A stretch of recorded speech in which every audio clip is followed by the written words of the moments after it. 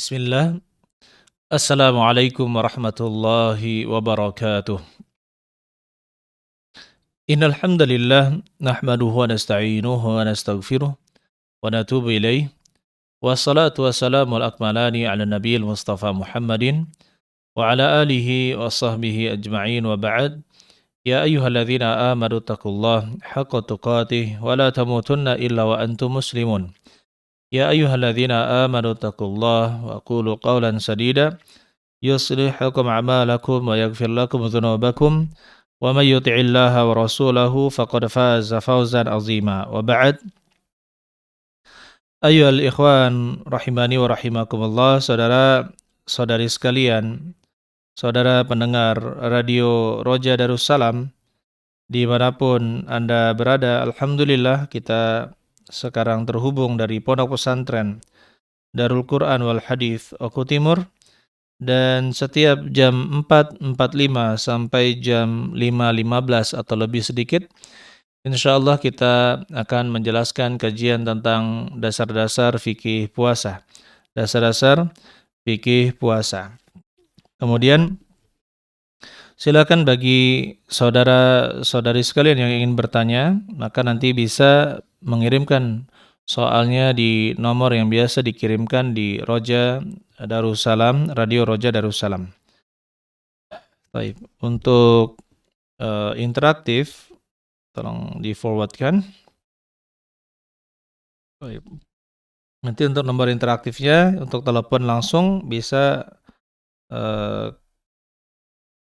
ke nomor yang nanti kita sebutkan insyaallah. Baik.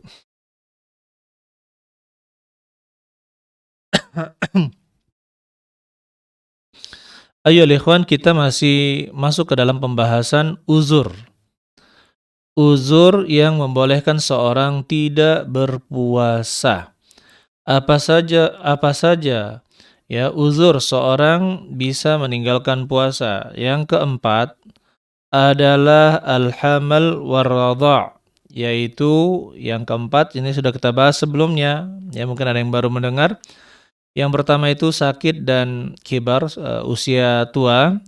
Yang kedua adalah safar. Yang ketiga adalah haid dan nifas. Dan yang keempat adalah orang wanita yang hamil dan menyusui. Wanita yang hamil dan menyusui.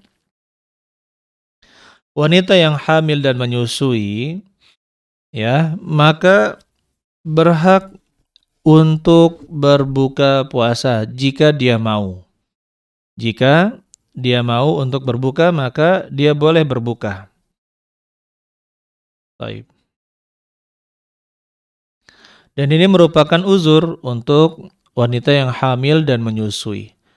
Kata Rasulullah SAW, Innallaha wada'a 'anil musafiri syatras salah was-saum.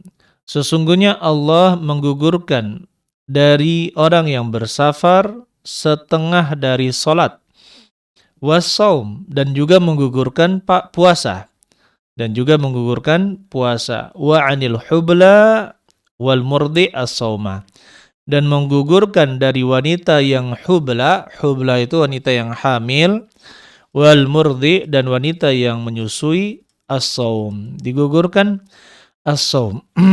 Maksudnya apa? Diberi keringanan untuk meninggalkan puasa. Karena wanita yang hamil dan menyusui itu ada berbagai macam keadaan. Ada keadaan yang dia itu sangat ringan, tidak terasa apa-apa, sama seperti orang yang berpuasa biasa. Dan yang kedua adalah wanita yang dia itu mengkhawatirkan atas dirinya, sangat khawatir terhadap kesehatan dirinya jika dia berpuasa. Ini juga ada. Dan ada juga wanita yang ketika hamil, dia khawatir terhadap bayinya. Begitu pula yang menyusui, dia khawatir kepada bayi yang disusuinya. Kalau dia berpuasa. Maka kita katakan ayyuhal ikhwan, keadaan-keadaan seperti ini, ya, meskipun wanita yang hamil tersebut sanggup berpuasa, wanita yang menyusui tersebut sanggup berpuasa tanpa merasakan keberatan, maka dia boleh berbuka puasa dan kewajibannya adalah diganti pada hari-hari yang lain. Diganti pada hari yang lain atau mengqadha. Apakah membayar fidyah? Apakah membayar fidyah? Maka ini termasuk hal yang diperselisihkan oleh para ulama. Kalau di dalam madhab Imam Asy-Syafi'i dan juga Imam Ahmad, maka ada perincian. Jika wanita itu hamil atau menyusui dan dia khawatir terhadap dirinya sendiri, kondisi fisiknya, maka dia cukup mengganti atau mengqadha puasa dan tidak membayar fidyah. Karena yang seperti itu dikiaskan seperti orang yang sakit. Taib, adapun yang kedua, di dalam mazhab Imam Syafi'i dan Imam Ahmad, kondisi kedua, apabila dia sanggup berpuasa dan tidak terjadi apa-apa pada fisiknya jika dia berpuasa, tapi dia khawatirkan pada bayinya. Seperti seorang ibu yang hamil khawatir terhadap kesehatan bayinya. Atau ibu yang menyusui khawatir terhadap fisik anaknya jika kurang air susu.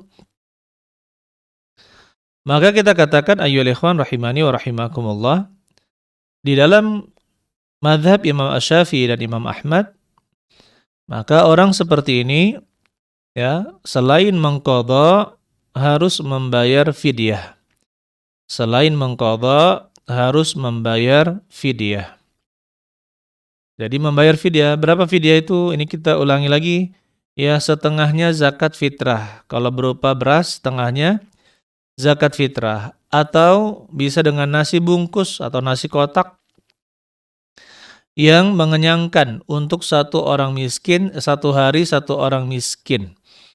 Ya, satu hari satu orang miskin, satu kali makan. Itu fidyah. Itu yang namanya fidyah. Taib. Kemudian ayyuhal ikhwan wal akhwat rahimani wa rahimakumullah, saudara-saudari sekalian yang mudah-mudahan kita dirahmati oleh Allah Subhanahu wa taala. Adapun di dalam madhab Imam Abu Hanifah, maka tidak ada membayar fidyah untuk semua keadaan orang yang hamil dengan menyusui dan menyusui. Jadi yang cukup dilakukan adalah mengqadha saja. Karena tidak ada dalil yang sangat jelas dari Nabi Shallallahu Alaihi Wasallam yang menunjukkan bahwa ada perintah untuk membayar fidyah. Baik. Allah alam bissawab. Pendapat yang kuat adalah pendapat yang mengatakan bahwa cukup mengqadha. Cukup mengqadha saja, sebagaimana Rasulullah SAW katakan pada hadis yang kita sebutkan tadi, sesungguhnya Allah meletakkan dari musafir setengah salat dan puasa, dan dari orang yang hamil dan menyusui, yaitu as-shaum, puasa, maksudnya boleh tidak berpuasa. Maka di sini dikiaskan dengan orang yang musafir. Orang yang musafir, meskipun safarnya adalah safar ringan, tetapi dengan jarak safar yang boleh mengqashar salat, ya, walaupun dia merasa safarnya ringan, itu boleh mengambil keringanan tidak berpuasa. Ya, demikian juga orang yang hamil dan menyusui. Dan kewajiban orang yang musafir hanya mengqadha puasa dan tidak membayar fidyah. Begitu pula mengenai kaidah apabila seorang ibu takut kepada bayinya atau seorang ibu takut terhadap bayi yang disusuinya, maka yang seperti ini tidak ada dalilnya dari Nabi Shallallahu Alaihi Wasallam. Secara nas, secara dalil pasti dari Nabi Shallallahu Alaihi Wasallam tidak kita temukan. Oleh karena itu al-asal bara'atu dhimmah. Hukum asalnya adalah manusia itu tidak dibebani kewajiban apapun, termasuk tidak dibebani kewajiban membayar fidyah. Baik. Oleh karena itu ya ikhwan, kita katakan kewajiban orang yang hamil dan menyusui jika dia meninggalkan puasa adalah mengqadha. Kapankah dia mengqadha puasanya? Setelah dia tidak hamil dan menyusui atau ketika dia lapang. Maka dia boleh ya nanti dicicil. Setelah tidak hamil dan tidak menyusui, maka dicicil puasanya. Ya. Bagaimana sanggupnya? Waktunya muasa, yaitu luas. Dia qadha, ya misalkan Senin Kamis atau misalkan dia usahakan setiap bulan berapa dia cicil seperti itu. Maka insya Allah juga menjadi ringan bagi orang yang hamil dan menyusui. Dan bagaimana jika dia sampai tua, ternyata qadarullah belum selesai, anaknya banyak, misalkan anaknya berapa? 9, setelah hamil menyusui, setelah hamil menyusui, setelah hamil menyusui, setelah hamil menyusui, dan gitu terusnya. Hutang puasanya banyak. Maka dia berusaha untuk mengqadhanya sesuai kemampuan. Nah, setelah itu nanti ketika dia sampai usia tua dan dia tidak sanggup lagi berpuasa, maka dia boleh membayarnya dengan dibayarkan fidyah. Ketika itu baru boleh membayar apa? Baru boleh membayar fidyah. Baik. Saudara-saudari sekalian yang mudah-mudahan kita dirahmati oleh Allah Subhanahu wa taala. Inilah pembahasan tentang uzur-uzur yang boleh seseorang meninggalkan puasa. Baik. Kemudian saudara-saudara sekalian yang ingin bertanya bisa bertanya ke 0812 7314 7317. Baik. Atau ke nomor untuk pertanyaan melalui SMS atau WA 0853 6943 3330. Dan bagi saudara-saudari yang ingin menelepon langsung interaktif lewat telepon 0822 6947 4046 0822 6947 4046. Kita lanjutkan kajian kita ayyuhal ikhwan rahimani wa rahimakumullah, saudara-saudari sekalian. Pembatal-pembatal puasa. Pembatal-pembatal puasa. Apa saja yang membatalkan puasa? Saya sebutkan dulu secara menyeluruh. Ya, saya sebutkan dulu secara menyeluruh. Kemudian nanti saya jelaskan satu-satu. Ya, kemudian insyaallah pada pertemuan depan saya akan sebutkan lagi menyeluruh, kemudian saya jelaskan yang belum dijelaskan. Yang pertama, yang membatalkan puasa adalah makan dan minum. Makan atau minum. Ini jelas membatalkan puasa. Ya, tidak perlu ditanyakan lagi, ini sudah pada paham bahwa orang yang berpuasa itu tidak makan dan tidak minum. Kemudian yang kedua adalah al-jima', yaitu berhubungan badan. Berhubungan badan. Ya. Itu diharamkan orang yang berpuasa di siang hari bulan Ramadan, maka diharamkan baginya berhubungan badan. Baik.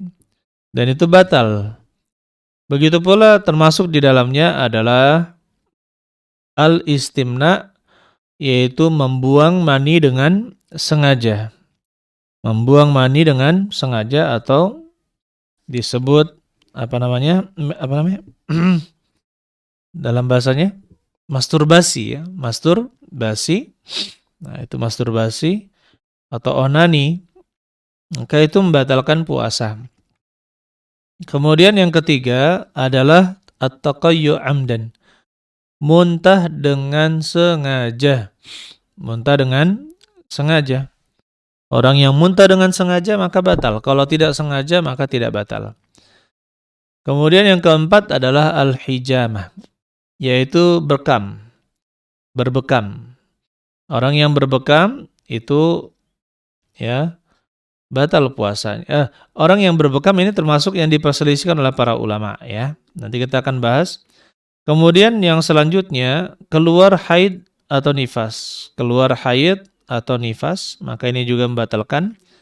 Kemudian niat untuk berbuka. Niat untuk berbuka itu membatalkan. Kemudian riddah, yaitu keluar dari agama Islam. Orang yang keluar dari agama Islam, maka dia itu batal. Taib. Yang pertama ayyuhal ikhwan, yang membatalkan puasa itu adalah makan dan minum. Orang yang makan dan minum dengan sengaja. Orang yang makan dan minum dengan sengaja itu membatalkan puasa. Kalau tidak sengaja, maka tidak mengapa. Dalil masalah dia dilarang atau membatalkan, kata Allah Subhanahu wa taala dalam surat Al-Baqarah ayat 187,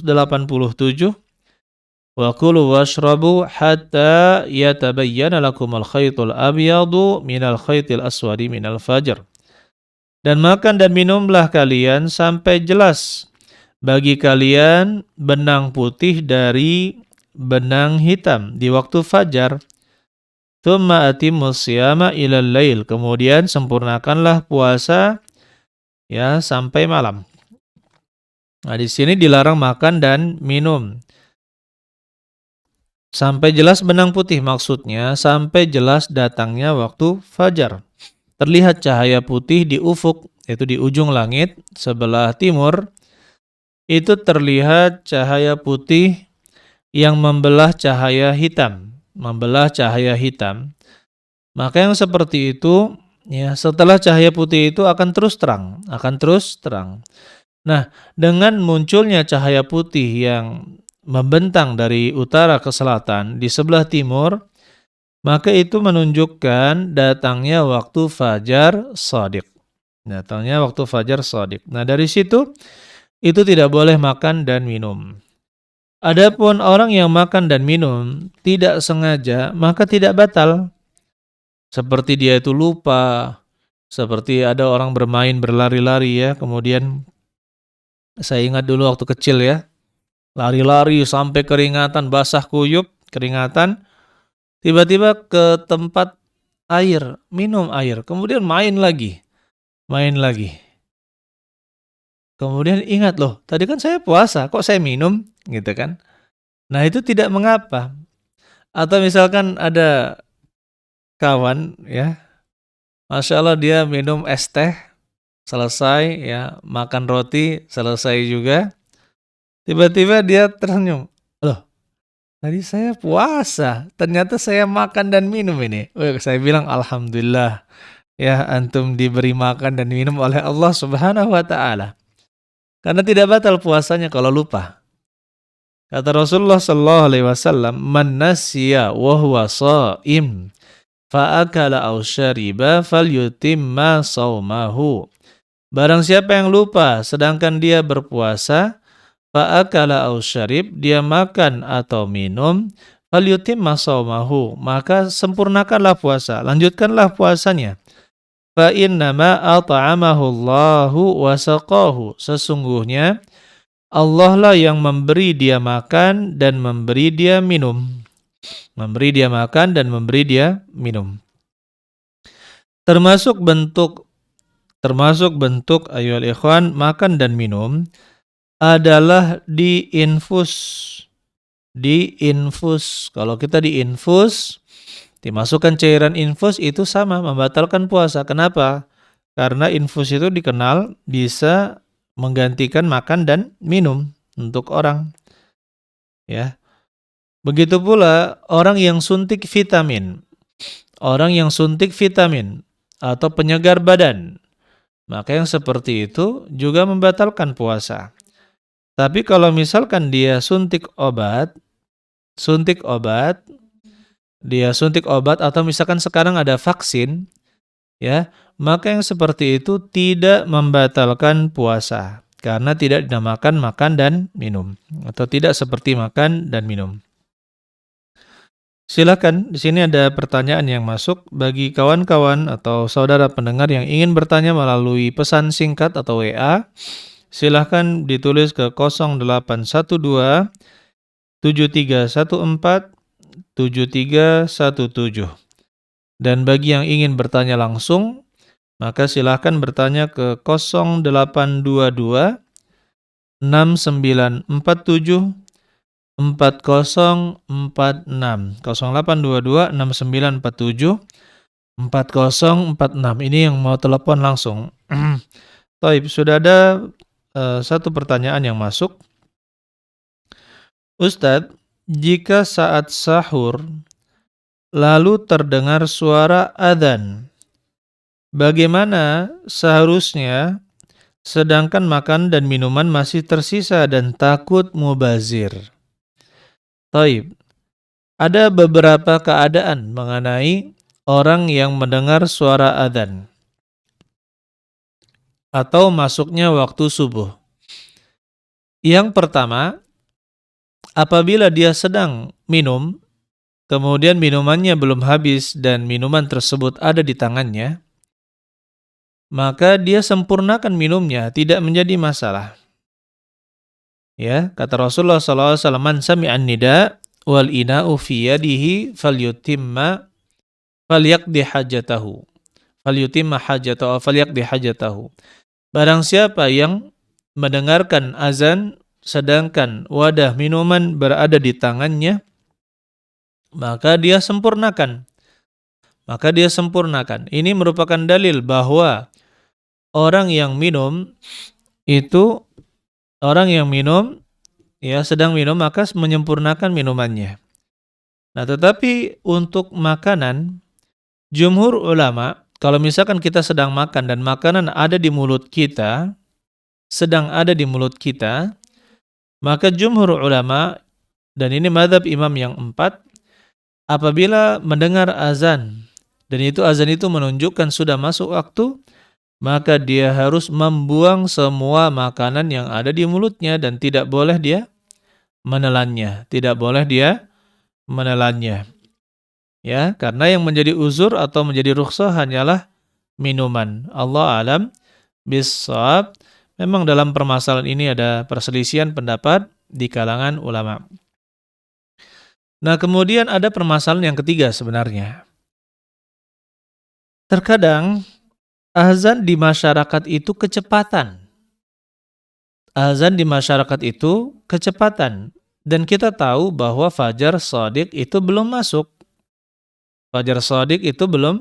Dan kita pun ketika melihat azan berkumandang, dan kita mendengar azan berkumandang dan kita lihat fajar, itu tidak terang, tidak ada sama sekali, masih sangat gelap. Nah, untuk kasus yang ketiga ini, apabila muazzinnya kecepatan adzan dan sedangkan kita yakin belum melihat fajar shadiq atau kita yakin belum mendapatkan fajar shadiq itu belum masuk, maka kita masih boleh makan dan minum. Karena yang menjadi patokan adalah fajar shadiq. Nah, di sini yang menjadi pelajaran kita, ayyuhal ikhwan rahimani wa rahimakumullah, apakah azan masyarakat, adzan muadzin yang ada di daerah Bapak atau Ibu sekalian itu kecepatan atau tidak? Ini perlu dipastikan lagi. Jika kecepatan, maka silakan makan dan minum, berarti belum masuk waktu subuh. Tapi jika sudah tepat waktunya, maka jangan lagi makan dan minum. Karena memang di zaman dahulu itu belum ada yang dikenal waktu sholat, jadwal waktu sholat. Dan para muazzin itu, mereka melihat fajar shadiq. Kapan mereka melihat matahari menunjukkan ada sinar putih yang membelah dari utara ke selatan di sebelah timur, kemudian setelah itu terang terus, barulah mereka berazan setelah melihat fajar shadiq. Adapun ketika mereka belum melihat fajar shadiq, maka mereka tidak berazan. Tidak berazan. Oleh karena itu, ya ikhwan, yang bertanya pun harus melihat apakah jadwal salatnya itu kecepatan ya ataukah tidak. Saudara-saudari sekalian yang mudah-mudahan kita dirahmati oleh Allah Subhanahu wa taala. Silakan bagi yang ingin bertanya bisa menulis soal ke 0812 7314 7317 atau yang ingin bertanya langsung bisa ke nomor 0822 6947 4046. Kemudian ayyuhal ikhwan, kita lanjutkan kajian kita. Pembatal berikutnya adalah berhubungan badan atau al-jima' dalam bahasa Arabnya jima', yaitu berhubungan badan. Maka ini membatalkan puasa sesuai dengan ijma', kesepakatan para ulama. Ya, karena pernah di zaman Nabi Shallallahu alaihi wasallam, nah untuk orang yang berhubungan badan dengan istrinya di siang hari di bulan Ramadan ketika dalam keadaan berpuasa, ketika itu maka orang tersebut selain dia berdosa dan harus mengqadha puasanya, mengganti puasanya, maka dia juga wajib membayar kafarat atau tebusan. Apa kafaratnya atau tebusannya tersebut? Yang pertama yaitu memerdekakan budak.